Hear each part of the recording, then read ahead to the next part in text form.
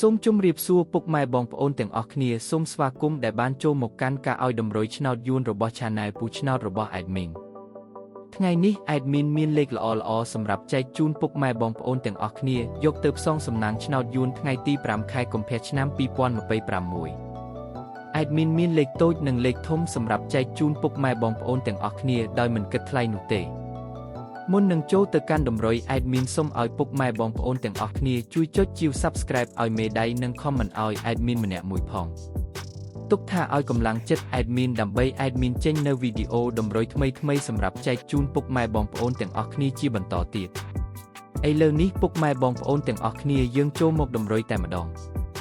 ចំពោះ3លេខឬ3លេខគុណ Admin ឲ្យគុណលេខ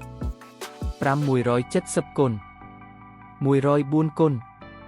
559គុណ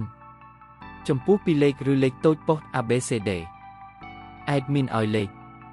36 69 41 78ឬឯលេខអូសខ្ទង់ Admin ក៏ឲ្យដូចគ្នា Admin ឲ្យអូសលេខ30អូសនិង70អូសឥឡូវនេះតម្រុយរបស់យើងបានដល់ទីបញ្ចប់ហើយ Admin សូមជូនពរពុកម៉ែបងប្អូនទាំងអស់គ្នាដែលបានយកលេខតម្រុយ Admin ទៅចាក់ផ្សងសំណាង Admin សូមជូនពរឲ្យចាក់ត្រូវទាំងលេខតូចនិងលេខធំហេងលុយចូលទាំងអស់គ្នាជួបគ្នាថ្ងៃស្អែកជាមួយ Admin និងតម្រុយថ្មីជាបន្តទៀតសូមជម្រាបលា